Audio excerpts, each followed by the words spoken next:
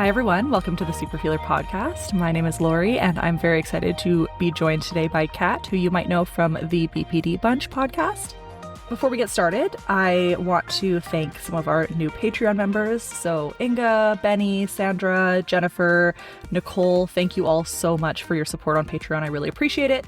If you aren't following on Patreon, it's a good opportunity to help me keep this stuff running. As Kat probably knows, this is not a lucrative business to be in, but helps me keep everything running, and you get a bunch of bonus content as well. So thanks so much for all the supporters there.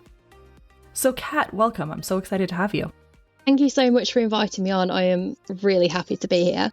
Yay, awesome. Well, we initially got in touch because I believe your partner might be interested in being part of the relationship series, but you have so many interesting kind of pieces to your mental health that I think really warrants like an initial episode so people can understand a little bit about how you interact with the world. So you live with borderline personality disorder, obviously, because that's why you were here, but also schizotypal personality disorder, which I would love to know a little bit more from you about what those things look like in your life. And yeah, tell me about yourself.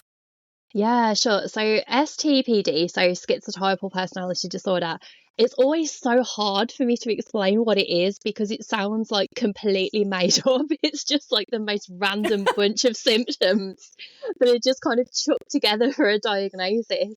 But to kind of sum it up for people, so STPD or schizotypal disorder, if you're using the ICD-11 rather than the DSM-5, is basically it's quite similar to schizophrenia, but the main difference is we experience psychotic-like symptoms rather than full psychosis. So there's a lot of things that we have in common, but generally we are aware that what we're experiencing isn't real, or we can be talked out of believing what it is that we're experiencing. So I guess for me, that will kind of look like the psychotic-like symptoms would be hallucinations, but I use the term lightly. I guess like illusions is probably a better term for it. So for me, that's kind of tasting, smelling, seeing, hearing things that aren't there. But again, it's not really with the intensity that you would expect from, say, schizophrenia. Also, right, so it's kind of like schizophrenia light, kind of like it's like a little sprinkling of it across your life. It is, yeah. And we do experience delusions, but again, we can be talked out of them quite easily. The other side of it is the magical thinking and the strange ideas of reference. So the easiest way for me to describe that is kind of like making things relevant to you or linking things together in a way that relates to you that doesn't make a lot of sense to other people. So the best example that I normally give is, for example, I'll be reading a book and all of a sudden I'll get a really weird feeling that this book relates to me and my life, or it's sending me a message or telling me that it knows that I've done something. And it's really hard to explain that side of it because it is just so difficult for people to grasp. So there's that side of it, but then you also kind of have the other side of it as well, which is the problems with social interaction. So that's probably not very evident, I don't think, for anyone who's watching this or anyone who's seen the BPD bunch. But certainly in my younger years, I had a lot of problems with interacting with other people. The best way that I can describe this aspect is it's quite similar to autism. So problems with social cues, things like social isolation, and a lot of the social isolation actually comes from the struggling to interpret what other people are talking about and things like that. But also right. I was very withdrawn. That makes sense. Yeah. So it's kind of like, I always describe it as probably quite inaccurately like a mashup of schizophrenia and autism together. Sorry if that's offensive to anyone with autism and schizophrenia who's watching this, because I'm sure that you'll probably find that my experience is probably very different to yours. But for people who don't really know what it entails, that's probably the easiest way of describing it. Yeah, I mean, that makes sense to me. It feels like maybe like a slightly lessened version of both of those experiences in one disorder. And then I also would be curious, like, do you think that because of the like magical thinking and some of the like delusions, essentially, do you find that when you were younger, like kind of made it worse to interact with people because you were trying to explain things that they didn't understand? Yeah, I think there's, again, like two ways of looking at this. The first is when you're experiencing those kind of symptoms, it's really distracting. So when you are interacting with people and you've got all of this stuff that's going on around you, so for example, seeing things like orbs of light or insects and things that aren't there, you do physically get very distracted when people are talking to you, and that comes over as rude. But then you've kind of got the other side of it as well, where because I'm conscious of the fact that my style of interaction is quite different to people around me, I try and mask. And then I'm preoccupied with trying to mask, which I primarily do by trying to mirror the mannerisms and the ways of speaking and patterns of speech and things like that of the people that I'm with. So all in all, it does tend to be quite exhausting. So for a long time before I had the skills to be able to cope with that, it was just easier to avoid interaction, full stop. One of the additional symptoms that people with STPD can have is that they have eccentric behaviours, dress and speech. So for me, that is more kind of, I would say, dress, which you can probably see from the fact that I am currently in my wardrobe. But for me, I didn't really have so much those odd patterns of speech. So it wouldn't probably be as obvious in the way that I interact with people. It's more kind of like the mannerisms that went with that caused a lot of problems. So yeah, it's quite a complex disorder, and I'm still learning about it myself. There's still things that don't make sense to me about STPD, and I'm constantly finding out new challenges and ways of dealing with things. So that is my primary diagnosis at the moment. So my BPD is classified as being in remission, or I'm in functional recovery from that. But it was kind of like I dealt with a BPD and then I got my STPD diagnosis once the problems that I had associated with BPD had settled. So it's kind of like I got one out of the way and I'm like, oh, cured now. And I've got the STPD diagnosis. Yeah, and then this other one shows up. Damn. Yeah, so I was curious about that because you said that like you had these kind of magical thinking and some of these like, is delusion the right word? I don't want to use the wrong word. Hallucinations, I guess, maybe? Yeah, more kind of like illusions, I guess, is probably better terminology. Illusions, okay. Yeah. Illusions. Okay, correct me if I say the wrong thing, because I sometimes get confused because I work with people with schizophrenia, so then I use different language, but I want to use the language that you have. So illusions. So you said that you kind of had those from when you were a kid, right? Yeah. It was a bit of a difficult one because I knew what I was experiencing wasn't normal, but it still kind of fell within the realms of what people might experience from time to time. So when I was telling people about the things I was experiencing, they were like, oh yeah, I do that too. And I was like, oh, well, that's okay then. But I didn't realise that it was the intensity and the frequency where it was deviating from most people's experience. So, I would imagine that most people probably might experience like walls bending inwards from time to time, or like seeing the air shimmering on a hot day. But for me, it was like every single day, and sometimes it was just nonstop. So that's where it kind of departed from the norm. You're like actually seeing it. Whereas I feel like sometimes people might be like imagining it, if that makes, like, to me, that seems like two different things. Like, you're like, wow, it's such a beautiful day, I can see a shimmer, versus like you're seeing a shimmer all the time. Yeah. Is that correct? Yeah, exactly. And I think as well, like, it wouldn't be unusual for people to experience maybe seeing a shadow or something out of the corner of their eye. But for me, that's like all day, every day. Like, I'm constantly like, oh my God, what's that? Yeah. And it's kind of like, you can kind of make a joke out of it, I guess. But I think for me, it is a very real thing that I do have to contend with on a daily basis. For sure. I can't imagine how that must feel, because I know, like, because of me and some of the trauma and things that I've gone through, and I think some of my BPD related like paranoia stuff, I don't always trust my perception of reality. And that's a really distressing thing for me. But your perception of reality is even more like actually not what's happening in real life. So how does that ever stress you out that you don't know what's real and what's not real, or do you always know the difference? I think in the moment it feels very real. So I have to consciously rationalize things out loud or work through it logically in my mind to rule it out as being real. But it's interesting that you brought up paranoia, because I would say that's probably one of my biggest issues, in that I have still got a lot of residual paranoia from the BPD. So that's things like, fearing rejection or abandonment and being like hypersensitive to those signs that that's happening. But then you've also got the STPD paranoia, which is things like being followed, being observed. So you've kind of got an intersect where both of those things are coming together, and that sort of manifests as a lot of anxiety, which is probably the main thing that I deal with day to day. It's paranoia induced anxiety, because although I'm classified as having BPD in remission, as you probably know yourself, that doesn't mean that it's gone away never to be seen again.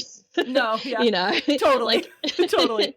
Like you still have to You still have those feelings. You just know how to deal with them. Yeah. Yeah, exactly. And I think that's probably the most difficult thing, because BPD is cluster B and STPD is cluster A. So they're not even that similar in terms of symptoms. So managing them can be really difficult, because it affects my behaviour quite a lot. And my behaviour can be very changeable, very unpredictable, because I've kind of got two opposing forces, if you will. So my behaviour can be like very switchy, and people quite often find me unpredictable because they're not similar disorders. They're not in the same cluster. And definitely, I think when I was younger, they influenced me so much that I always say my BPD didn't look like BPD because of the STPD, and vice versa, because they influence each other so much. So yeah, that was definitely a really big challenge when I was younger as well. So out of curiosity, because like people listening to this podcast by now know what BPD is, obviously. Yeah. Most of us listening have it, or live with somebody who does, or whatever. But how did those intersections kind of confuse what your BPD looks like?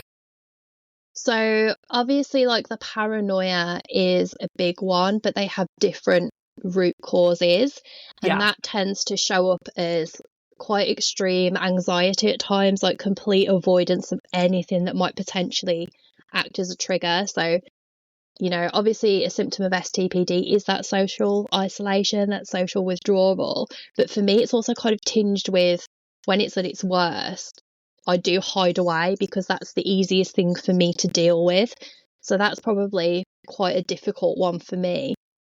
I mean, I think with STPD, because it's more schizospectrum, there are a completely separate set of symptoms. I remember when I got my BPD diagnosis, obviously the criteria does stipulate transient psychotic episodes, which are normally stress-induced. So when I was experiencing all of the things that I've described earlier, I was like, oh, that's transient psychosis. But actually, it's not transient, it's all the time. So it was only when I got the BPD under control, and that was the symptom that I was still experiencing. There. Yeah, I knew it was something else.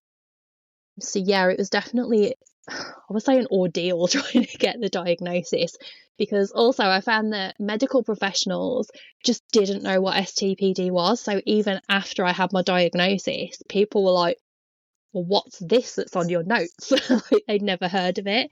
Right. So yeah, that was definitely a challenge. Well, and you then already had a BPD diagnosis, which then causes issues when you're accessing healthcare anyways, right? So people aren't necessarily believing you. I mean, I'd be curious to know if that's as prominent in the UK, but it's certainly something that it does impact your care here in Canada. So it's interesting that you've brought that up, because I released a book at the end of last year, and one of the things that I talk about in there is when I was on the diagnostic pathway in the UK for STPD, as I mentioned earlier, I'd been, sort of getting the BPD under control, but I'd still got those psychotic-like symptoms. And I'd gone back to my healthcare provider and said, like, my antipsychotics aren't working, because I was on them anyway. My symptoms are getting a lot worse, and the psychiatrist that I dealt with was like, well, how's your diet? And I'm like, well, it's fine. It's, it's healthy. I'm vegan. And he was like, oh, you're vegan. He's like, well, basically, there's nothing wrong with you. You have a vitamin or a mineral deficiency. So Right. I am going to discharge you from psychiatric services and send you for a blood test. And I was like, well, I've been vegan for a year and had all of these problems for like 6 years, if not longer. Yeah, yeah. I don't think it's that. Yeah. So, but I just couldn't get anyone to listen to me. So I was discharged from psychiatric services with no further medication, no further help, but my symptoms were actually getting a lot worse. And it wasn't until I reached crisis point and ended up in hospital that people were like, oh, maybe we should have listened. This is actually more of a problem than what we thought. So yeah, it's definitely, I found that, I don't know, I mean, I can only speculate, but I think because I had BPD on my notes, it was kind of like, well, maybe she's just making all of this up or she's exaggerating, and I just couldn't get anyone to take me seriously. Yeah, I mean, I think that most of us have experienced that, right? And I can't imagine having that experience with a disorder that is not very common. Actually, I don't know what the actual prevalence is. Do you know what the actual prevalence is? For STPD? Yeah. It's really low, but that isn't necessarily because it's not really there. It's mostly because a lot of people with STPD are like, in the nicest possible way, they're just quite weird and they're happy with that. Like, a lot of people don't seek help because they're quite happy with the fact that they're a little bit odd or a little bit strange, and more power to them. Right. That's amazing. I wish I was the same. Yeah, they're like artists and like all these interesting characters. Yeah, because I think I always laugh about this, but if you type into Google like people with STPD, it comes up with like Captain Jack Sparrow and Willy Wonka, like people that aren't even real. And like right. in their own right, like they're characters, like people really like them because they're quite strange and quirky. And I guess if you're a real life Willy Wonka, like you're probably quite happy with life, which is amazing. But it was just because mine was sort of picked up alongside other things and it wasn't really going so well for me. So yeah, that's kind of how I ended up with my diagnosis. I will have to do that Google after because that's very funny. I mean, even like I just quickly Googled the symptoms before we started just so that I had like a bit of an understanding of it. And obviously I don't trust like AI symptoms because I have BPD and they'll make us look like we're horrible people. But I did find like, dressing interestingly, like funky hair, blah, blah, blah. And I was like, oh yeah, okay. I don't know anybody with this disorder, but I totally can understand where like, I live in British Columbia and like there's an island called Salt Spring Island that one of my friends lives, and it's like all sorts of like interesting characters, hippies, like, you know what I mean? And I'm like, there's probably a pretty good chance that like some of those people maybe have these like illusions or like magical thinking, but like that's part of their community and like they love that about themselves, right? And so who are we to pathologize that? So let's get into your BPD stuff, because that was the first diagnosis. So like, what was your life like leading up to getting a BPD diagnosis? So it went undetected for a really long time. And I think the main reason for that is I don't want to offend anyone when I say this, but I don't present as somebody who typically has BPD. So a lot of the symptoms that I had, like I don't really act out, I don't externalize. Like I've never really been one for losing my temper or like arguing or anything like that. I'm very conflict avoidant, but it was causing a lot of problems with things like self-harm, and it was actually picked up on the course of examining an eating disorder that I was experiencing at the time. But I do meet most of the criteria. It's just that it doesn't necessarily look the way that people expect it to. So for me, with fear of abandonment, like I don't cling. It's just that if I can detect even the slightest hint that someone's going to abandon me, I'm gone. Like I don't stick around. And like they're not very healthy ways of presenting with BPD, but I think because a lot of clinicians, especially in the UK, kind of look for the loud signs of BPD, if someone doesn't present that way, like they don't really tend to notice it. Like I remember having a conversation with a psychiatrist and we literally went through like the checklist of all the BPD stuff, and they came to self-harm and I was like, I don't do that. And they were like, you do? And I was like, no, I don't. They were like, no, you do, because you've told us that you do X, Y, and Z. But it was because it wasn't what It people wasn't expect like it to look like. normal ways. Yeah. Yeah. Yeah. No, I don't say normal in like a mean way, but like, yeah, like, you know, I'm not going to say the methods because I try not to say methods, but like there's two main methods that most of us use. Yeah. And it wasn't those two main methods. So yeah, they just like didn't catch it. Yeah, exactly. And I think, you know, a lot of the stuff with impulsivity as well, it was causing a lot of problems in my life, but I wasn't ever talking about it, like massive amounts of spending and debt, but actually no one knew that I was in debt. So like, how do you know if someone meets the criteria if you don't share that information? And I think, you know, definitely when I got the diagnosis, I had a conversation with a psychiatrist and she was really reluctant to diagnose. She was like, you know, I really don't think it's a great idea for you to have this on your notes. You know, there's a lot of stigma that comes with that. She's like, we would really prefer to treat with medication before we look at putting a label on things. Like, she really pushed back on it. So it did create problems later on, obviously with that other psychiatrist who kicked me out for being vegan because I didn't think it was on my notes. So I was like, okay, so like this is where the problem is. It's because it's not on my notes. But then when I went into hospital, they were like, no, it is on your notes. It's just that probably that person didn't read them because it was in the handwritten section and not at the top. So yeah, it's I mean, I understand, like, I think it was done with good intent, but it caused so many problems for me later on. Totally. I mean, and unfortunately mental health isn't I guess it's a science, but it's not like a black and white science like we would like it to be, right? Yeah. So it's hard to know, right? If it's like clinicians being bad or if it's like they missed something because it was easy to miss, right? And I came into BPD with like the kind of more classic symptoms of like anger, rage, emotion dysregulation, very obviously. But I also was like good in school and like really articulate, presented well, had a lot of insight. And so like even that, they were like, I don't know, until it was very obvious. But again, those crisis situations, it's always like once you get into that crisis situation, they're like, oh yeah, okay, never mind, fair. So do you kind of identify with that quiet BPD concept then? Yeah, I would definitely say like more of a discouraged presentation, because I remember when I got the diagnosis, I just kind of sat on my bed at home and I was like, I think this is wrong. Like, I just couldn't relate to those traits at all. And it was actually probably, I would say it was only joining the BPD bunch and actually hearing other people's experiences and how they relate to the criteria. I was like, oh, it's so different for everybody. Like, you know, Totally. like sometimes when I appear on the BPD bunch, I do worry that I'm maybe not as relatable because I do have that slightly quieter presentation. And obviously, I've got the additional problems of having a comorbidity with another personality disorder. But I think it's just given me a greater appreciation, really, for the fact that it's just so different in how it shows up for everybody. And, you know, I think about my friends with BPD because I do have a lot of friends in real life who have BPD and none of them present the same way either.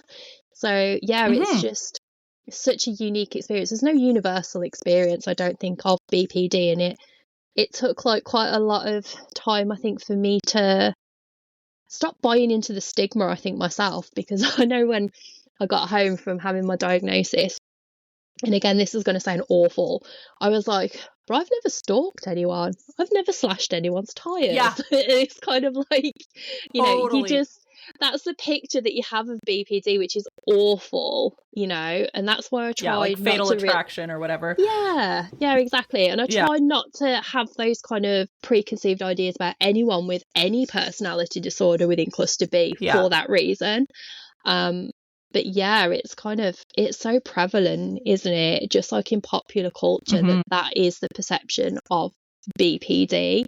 And to me now, that seems really laughable because I know that that's not the case, but there are so many people that are so influenced by those messages in the media. Yeah. Well, and that's why if you Google it, like it's not good. Like, yeah. I tell people if you get diagnosed not to Google it, even though people are going to do it anyways, because there's so many awful resources out there that tell people how bad we are and how we're going to kill you and blah, blah, blah. And that's just like not the reality, right? And I love being able to have people on with super unique presentations of BPD because, like you said, not one of us is the same, right? Every single person's experience is unique. And there's going to be, 300 people that relate to your experience. There's going to be 300 people that relate to my experience. And who's to say that like one of those is more valid than the other, right? It's just not. So what ages did you get diagnosed with both of these disorders? So this is super interesting to me because they were really in like quite quick succession after each other. When I was in university, so years and years ago, when I was like 21, I was diagnosed with anxiety because basically I had anxiety. But now I realise that was probably like the root cause. Like that was kind of what was in the middle of the BPD and the STPD. But I didn't have the language really to describe what was happening at the time. I hadn't linked any of the symptoms. So for me, all I could really identify was anxiety. So that was what I brought to the GP. And then I was diagnosed with anxiety. But I was having a lot of problems in my 20s. Again, like I guess it was more like the social side of things, but then also the psychotic-like symptoms as well that were really starting to pick up due to different circumstances that I've been presented with. That had caused me quite a lot of stress, so that was then exacerbating the STPD symptoms. So I was diagnosed in 2021 with BPD, which, as I mentioned earlier, came as a bit of a shock because I didn't see it as really relating to me. And for a long time, I was like, well, this is just a misdiagnosis. I kind of dismissed it in a lot of ways. I was like, well, that's not relevant to me. And it took quite a long time for me to accept that. But then the STPD diagnosis came in 2023. So it was a really interesting conversation that I had with a psychiatrist because he was the first person that looked into my family history. And all down the paternal side is schizophrenia, but nobody had ever asked me that question before. So wow. Oh my God. Yeah, I know. Yeah, it's actually shocking now thinking back because it's such a simple question. That is. Like, is there schizophrenia or a schizospectrum disorder in your family? And I would have gone, yes. And then it was kind of, that would have made sense. That's wild that they never asked. Wow. Yeah, it is crazy. But when I spoke to the psychiatrist when I got the STPD diagnosis, he actually said to me, I don't think you have BPD at this moment in time. He's like, I do think that probably you met the criteria when you were younger based on what you've said and the experiences that you've recounted to me. But what's probably happened is now you're, mid-30s. I think what's happened is you've kind of found your own way of handling BPD and it's sort of settled as you've got older. But then as that's settled, the STPD has become much more noticeable. Because BPD is like, even if you have a quiet presentation of it, it's a loud disorder in itself, right? Like, it shows up, even like just you in know your you have head. it. Yeah, exactly. Yeah. And that's basically, I think, what happened with the STPD, because realistically, if you have a BPD diagnosis 18 months before, you're not going to get rid of BPD in 18 months. Like, it's not. But I think it probably was picked up on its way out. Like, it's, even with me, I didn't have any specific support or treatment. I didn't have BPD. I didn't cure myself, essentially, like not in that short space of time. So I think it was just that I kind of got it under control. But again, those like residual symptoms that were still causing me problems with the BPD were just showing up consistently. And I just couldn't get like the one or two main ones under control. And then that was kind of what led me to the BPD diagnosis.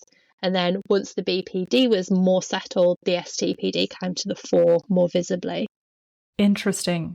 So you haven't done like official or BPD treatment. Like you haven't done dialectic behavior therapy or mentalization therapy, anything like that? No. So in the UK, it's a bit of a postcode lottery. So it depends where you live in the UK as to what is offered where you live. There's also, because it's the NHS and obviously we don't pay, well, we do pay, but we don't directly pay insurance for, I'm in Canada, it's the same thing. Yeah. Yeah. Okay, so I don't need to explain it to you. It's hard to explain to Americans, but I understand. But, I think a big problem is thresholds, because everything is like essentially free. you have to meet certain criteria to access help. And the problem has always been that, as you said earlier, I have quite a good level of insight. I've always worked, I've always had full-time jobs, I've had a family. I don't really have that much disruption in my interpersonal relationships, especially not now. So people were kind of like, well, on paper you're fine, so you don't need anything. You've got your diagnosis, so off you go, sort yourself out. So that was definitely a real problem, because both times I got my diagnosis of BPD and then STPD, and then like the door was just like slammed in my face. It was kind of like, well, there's nothing we can do for you. You're managing fine. You know, like, we don't need to hear from you again. But what I did have DBT for was my eating disorder.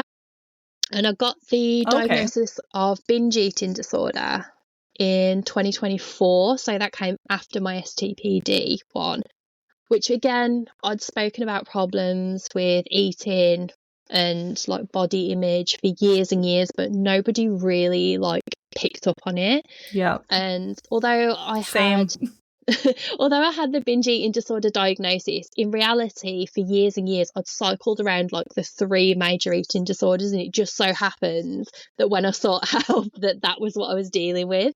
But realistically, you know, like, all of the 3 major ones, I've just gone round and round and round and round like my entire life. Yeah.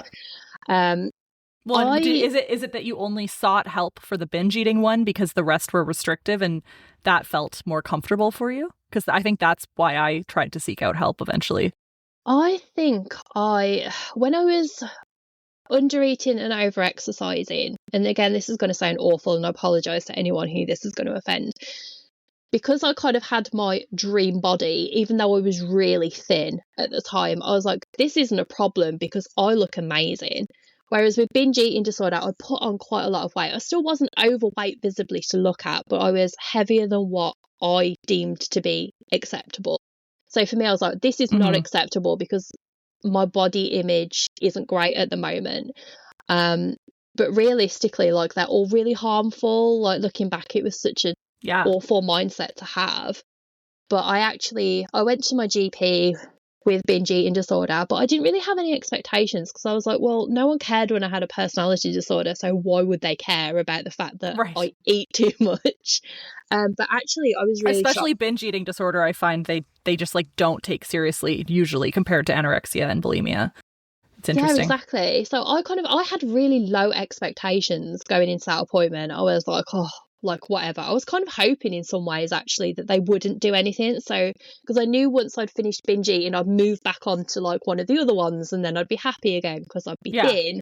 But actually they did take it seriously, and I was really shocked. They actually got me in treatment in 3 months, and I did have dialectical behavioural therapy specifically for binge eating disorder. So although I've never had DBT or any form of therapy or specialised intervention for my personality disorders, I did for my eating disorder, and I've kind of dipped into that to take strategies from DBT from that and then apply it to other areas. But yeah, I guess there's a question over whether I should ever have had to have done that. But yeah, unfortunately, that is just the way it worked out. Well, I'm so glad that they took the binge eating disorder seriously and got you into care, because that's like, I don't think I've ever actually heard of anybody getting good care for binge eating disorder. I'm so happy for you. Same with you. Like, I have my medical records from when I was a kid, and I talk about binge eating when I was like, for as long as I can remember, and I was 13 at the time. So, I mean, and then I'm 32 and they still don't take it seriously. So that's super awesome to hear that you were able to get DBT for that. And like, it makes sense. It's really just learning the skills, right? If you can learn the skills, you can implement those into the rest of your life too. Yeah, definitely. And I think, like, I remember, as you said, like, talking explicitly about my problems with food and specifically with binge eating disorder. And I was actually told by one psychiatrist that they would refer me to a dietitian. But for whatever reason, like, when I chased up like 18 months later, that referral had never even been made. So I was like, well, they can't be that concerned, so I'm just going to carry on. Right. Which is like, not healthy. Well, no, and like, that's the issue, right? Is we have to be so annoyingly persistent with the healthcare systems that you feel like then you start, I mean, I'm speaking for myself, I suppose, but then I start feeling like, am I being like an overly needy person to them? But it's not even that. You literally have to follow up because otherwise you just get dropped, like missed something, a fax didn't go through properly or whatever. So you haven't had like specific treatment for the personality disorders, but do you do like medication and stuff like that? Is that part of your wellness plan? Yeah, so I do have a really low dose of an antipsychotic, and I also take a mood stabilizer, but I have had issues with the antipsychotic.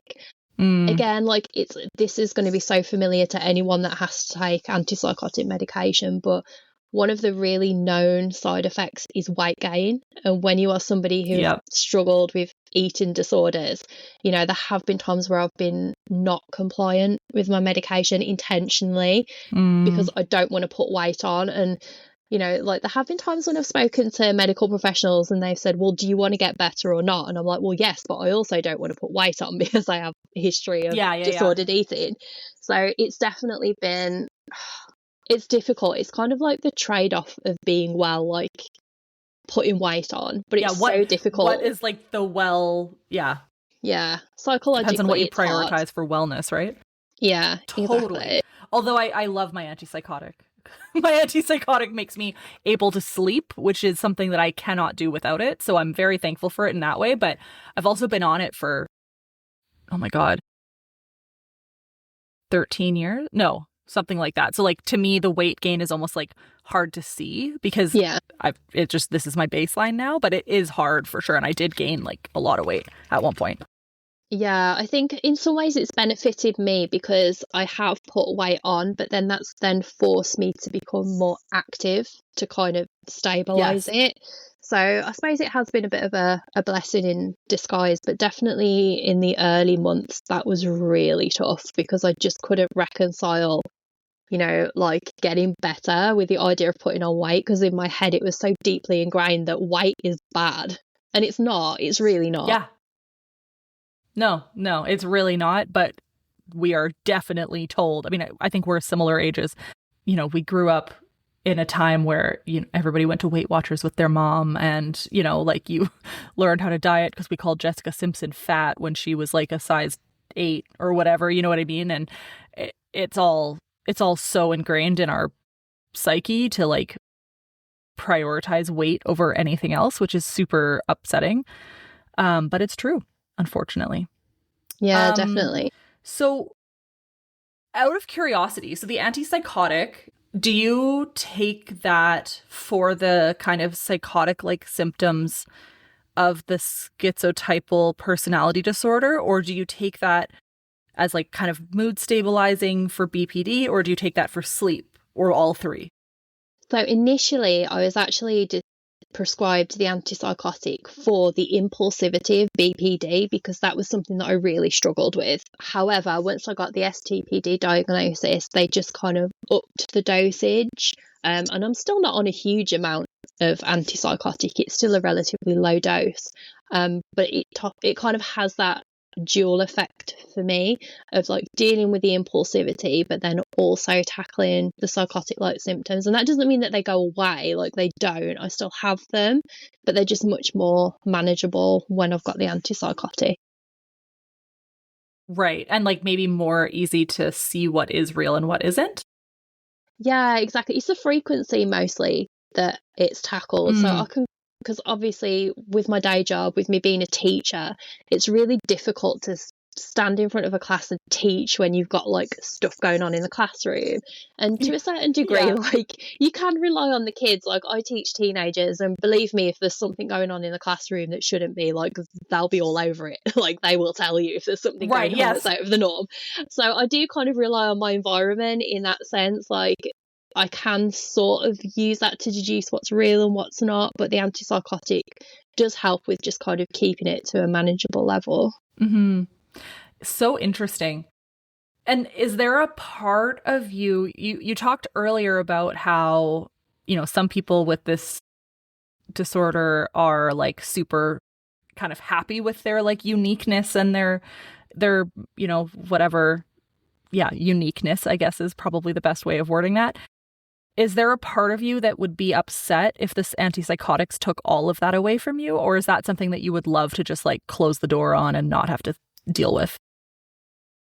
I think if you would have asked me that question even before I had my diagnosis, say sort of 10, 15 years ago, I would have said like anything to make it go away.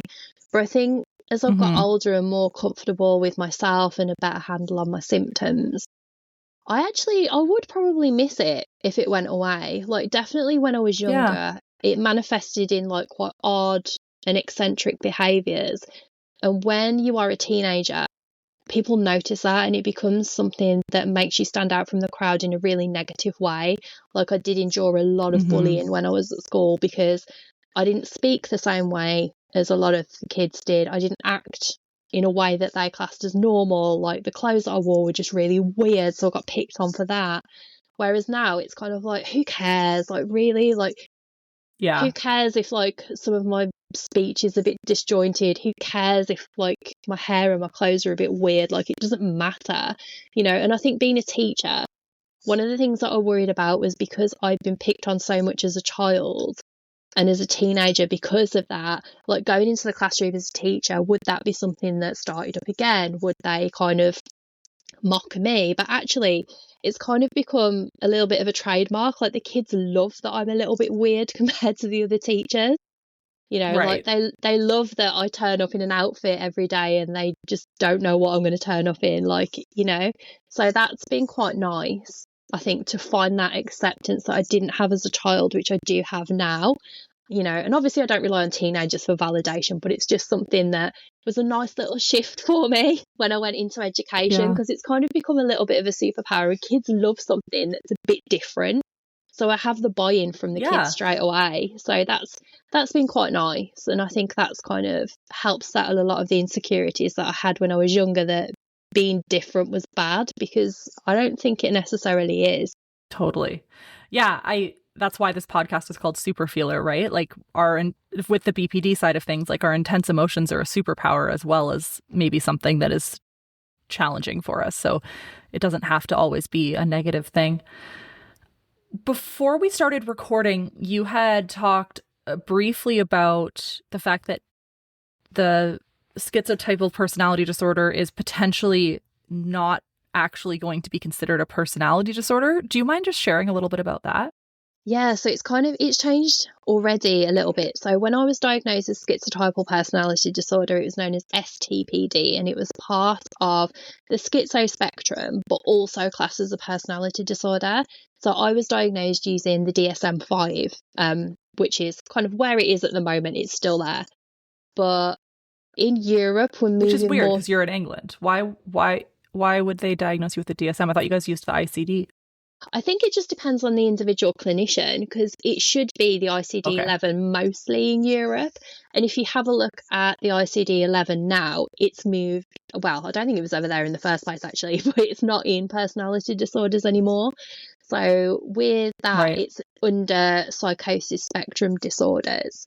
So it's a little bit awkward because depending on the clinician and what manual they use, I'm either considered personality disordered or I'm not. So again, that causes a little bit of an issue.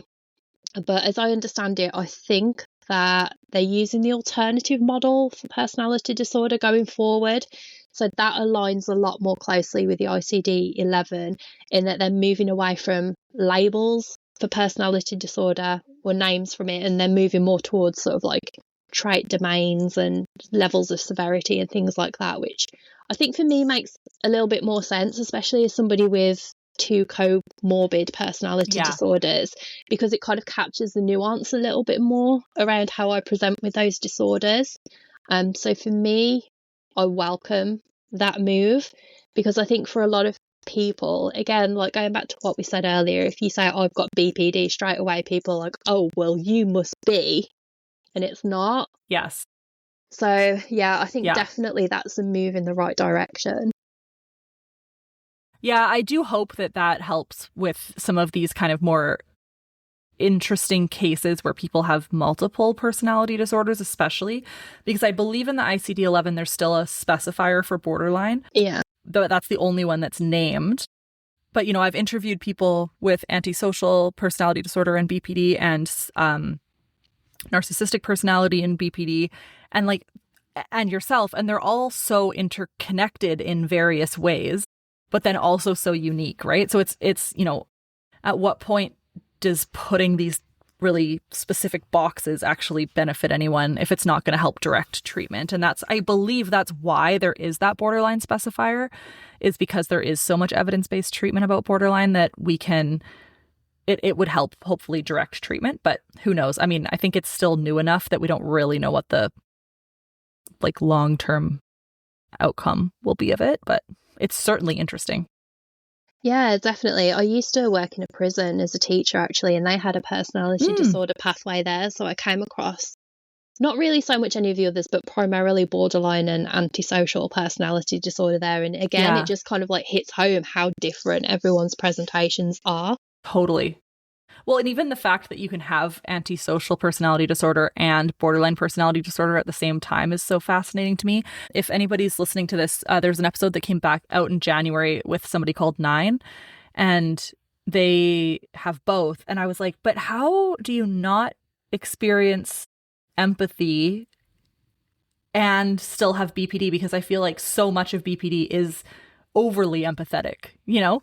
Anyways, it was a fascinating conversation to try and like kind of get at what those two uniquenesses were. And they also were had a psychopathy label, so they'd been labeled a psychopath as well, which is super interesting too. So it got all sorts of like interesting in terms of those interconnections between the disorders.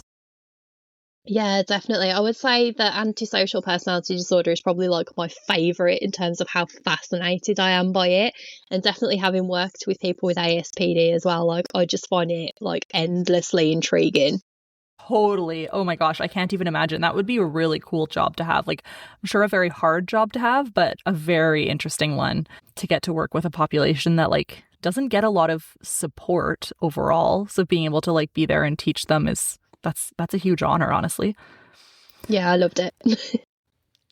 So is there anything that we haven't talked about that you really wanted to get into today? I don't think so. I feel like it's been like quite comprehensive, and it's actually been really nice for me to talk about STPD because I think a lot of people just don't know what it is. They've never heard of it. So, well, any of cluster A, I think, really doesn't get the airtime that maybe it should. But yeah, it's definitely been a really interesting conversation to have because I don't know anybody with an STPD diagnosis. You know, I've not really had the same experience with STPD as I did with BPD, where, you know, you type it into the internet and with BPD, like all of this negativity comes up. With STPD, like there's basically nothing. So like nothing? Yeah, like there's just nothing there. So I've never really had to consider the impact of that label in the way that I did with BPD. Like I didn't really feel like I was affected by any kind of negativity. Like I know when I got my BPD diagnosis, I very much felt like, well, I can't do anything that is going to reinforce negative stereotypes now. Like I've got to prove that I'm different to the stereotype of BPD. Whereas with STPD, I was like, actually, I'm just over here being weird and it's fine. Like no one cares. I love that. That's amazing. Yeah. It's so funny because there's a fine balance between like, it's kind of nice that it doesn't have a lot of like recognition online from the sake of the stigma perspective. But then also, as you know, like there's so much beautiful BPD community out there that you also aren't getting with STPD. So yeah, I mean, pros and cons of each, I suppose. If you have any resources about STPD that you would recommend, I'm happy to put any of those in the show notes. And I'll also, send me the link to your book too. I'll also add that in there so we can find all of your things. Yeah, that would be amazing. I actually think like my book might be the only book out there that I'm aware of. Please let me know if that's not the case, of BPD and STPD. And as far as I know, like if you type probably if you type BPD and STPD into Google, the only person whose name ever seems to come up is Jeffrey Dahmer. So I'm really glad that I've got the opportunity to come on this podcast and show that actually, like, you might have those two diagnoses. I'm not Jeffrey Dahmer. So that's always a positive. Oh, that's so interesting. I didn't know Jeffrey Dahmer had that kind of like kind of schizophrenia spectrum challenges. That's really interesting. Yeah, apparently. Well, I mean, you can't believe everything you read on the internet, but... No, you can't. You're the second most famous person with both of those disorders. Yes. Let's go with that. Amazing. Well, I will make sure I link all of that in the show notes, and we'll also hear you back with your partner too on the relationship series. So I'm super excited about that. I know we have it scheduled. I think it's in a couple weeks, next week maybe. And my last question that I ask every single person is, what is your favorite part of living with borderline personality disorder?